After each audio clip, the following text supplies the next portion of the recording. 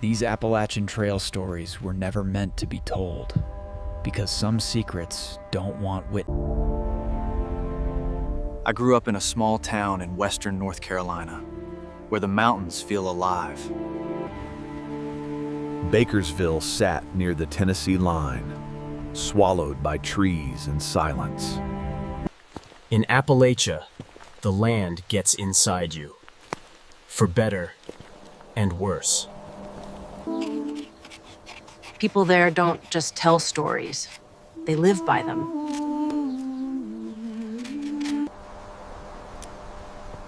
Superstition wasn't entertainment. It was survival. Every creek, every ridge carried a warning. By the time we were kids, the legends had already chosen us.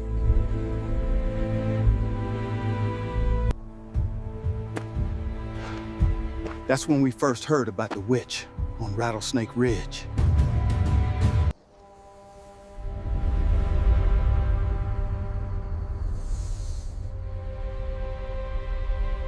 We didn't believe it. Not yet.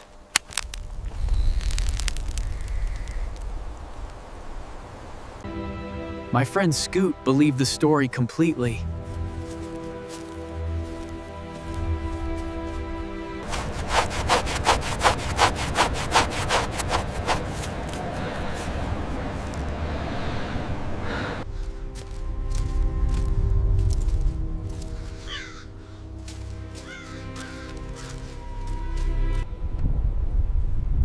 We were 12 and 13. Old enough to be stupid. In those woods, every step sounds like a warning.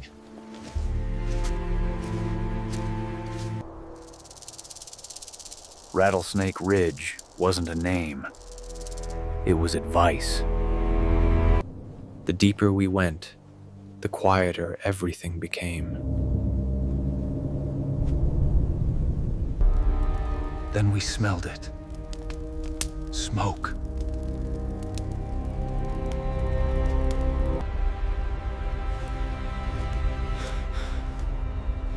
That's when belief stopped being optional. Something was out there, and it knew we were coming. It wasn't a campfire smell. It was coming from somewhere close. Scoot told me we should leave. I told him to keep moving. The brush was thick, like it didn't want us to see. That's when I saw the chimney.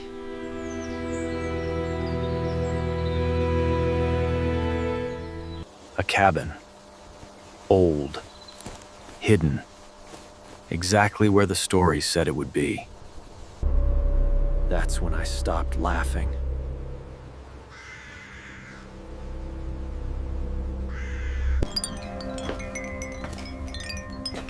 Everything about that place felt deliberate.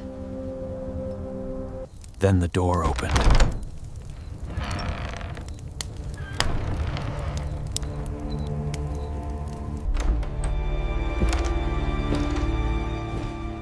The witch of Rattlesnake Ridge stood right in front of us.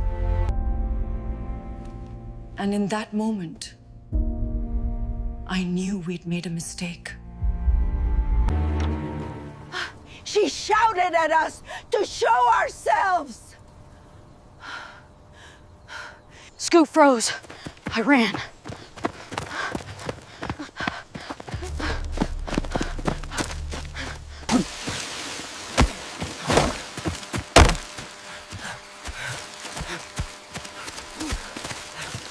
Every step sounded like something chasing us.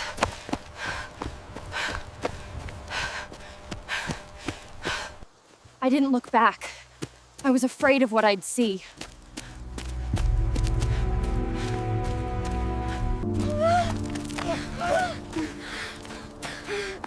We didn't stop until our lungs burned. Then everything went quiet.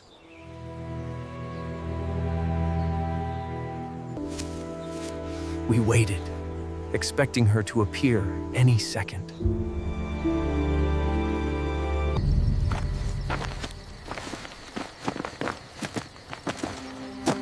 That's when we realized she wasn't following. But fear doesn't leave that easily. We split up and ran home without saying goodbye.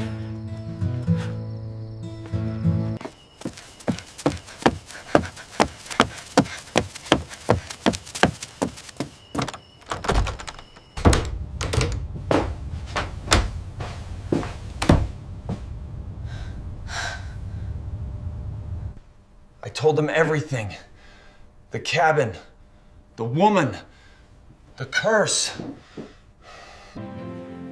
Your advice really helped me through that difficult time. Look at that little red car. Does it go fast? Yeah, fast. Just an old woman who wanted to be left alone.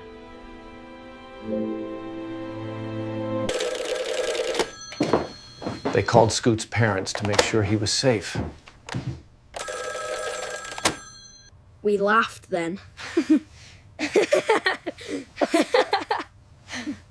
Relief does that to you. But even safe in bed, I couldn't stop thinking about her. Nearly 30 years passed before I thought about her again. Scoot and I were back home, just visiting family.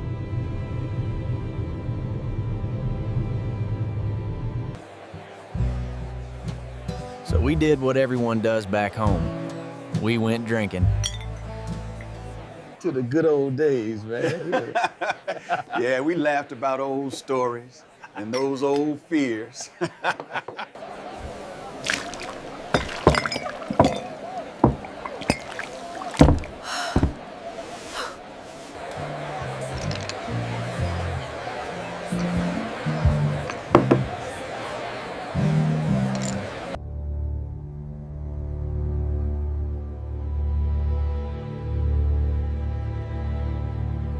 He brought us around and told us to sit down.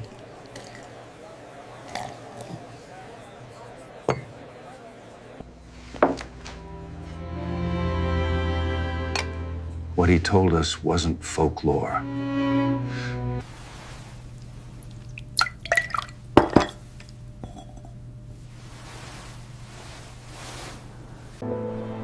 Nearly 30 years passed before I thought about her again. Scoot and I were back home, just visiting family.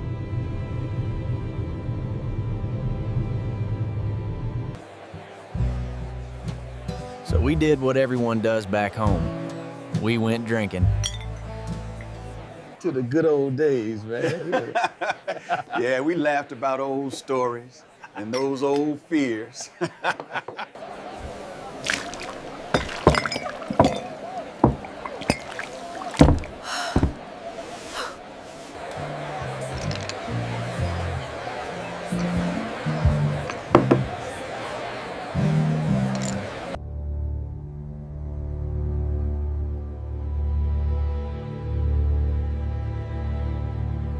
He brought us around and told us to sit down.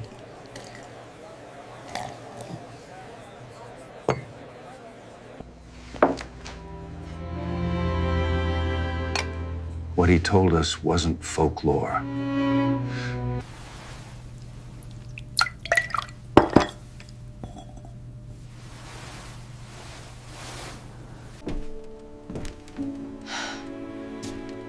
Her name was Dora Ann Quinlan. She married James Cranwell in 1941. Then the war took him away.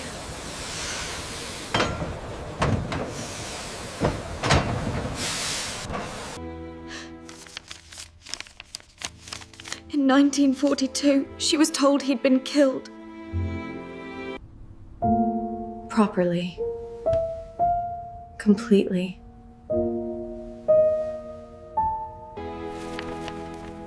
Years passed. Loneliness settled in. She found comfort with someone. She found comfort with someone else.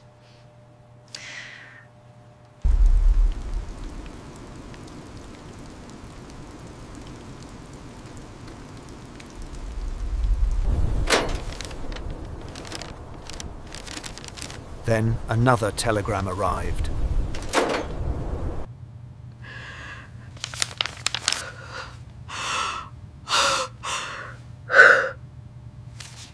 When they found him, he barely weighed 90 pounds.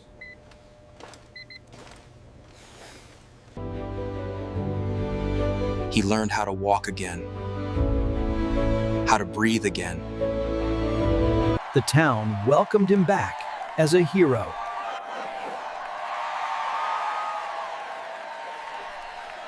Dora smiled. But something was already wrong. That night, he drank with men who hadn't gone to war. He came home early, unannounced.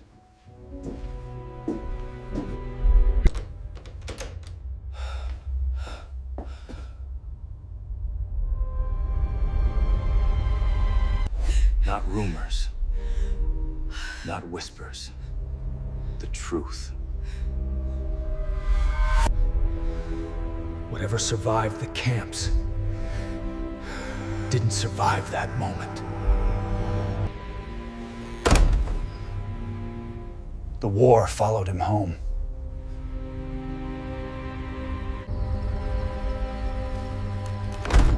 What happened inside that house was never fully spoken about. Only the results mattered.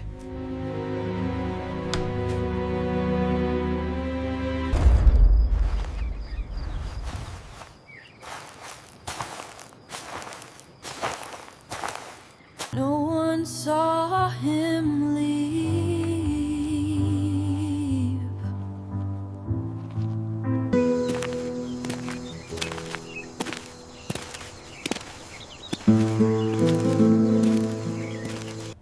She told the sheriff what she could. She told the sheriff what she could. The men denied everything.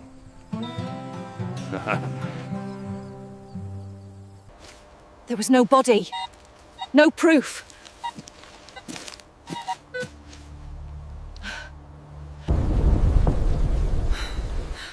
The town knew something terrible had happened.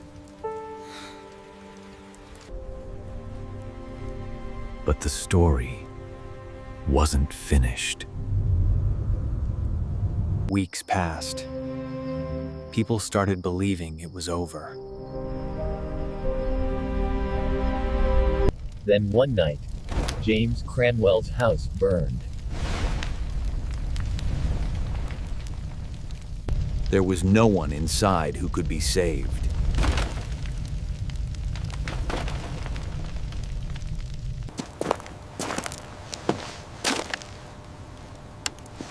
They ruled it arson. That same week, one of his friends drove off the road.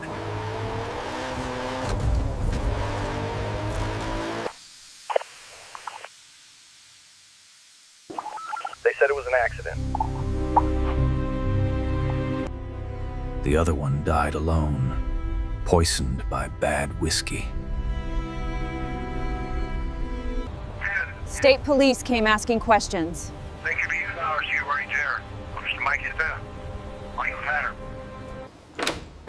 Everyone said the same thing. No. And no.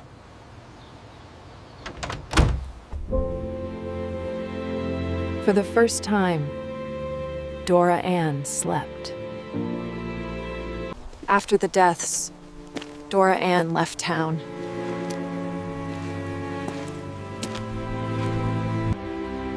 She didn't run. She simply disappeared.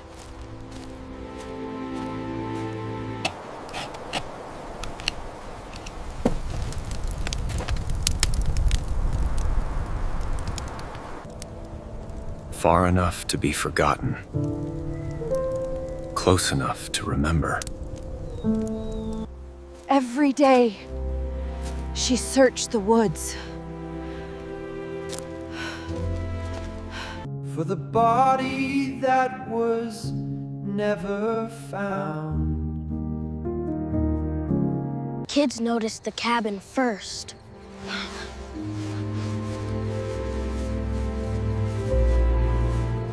Then the stories started.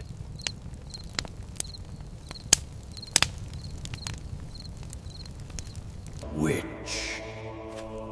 Curse. Death. You know why we have rules about playtime before bed, right? Yeah.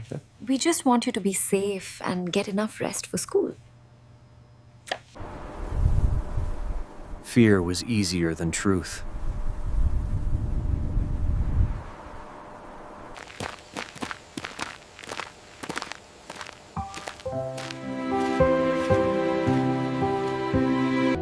She never chased us.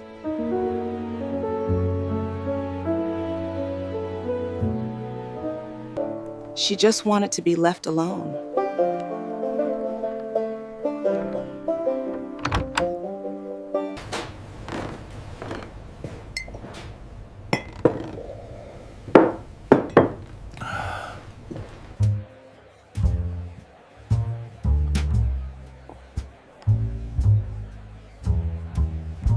Just grief and guilt. But some places remember.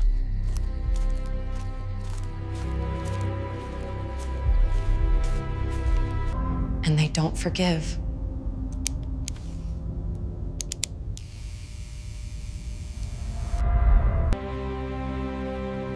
That's the real story of the Witch of Rattlesnake Ridge.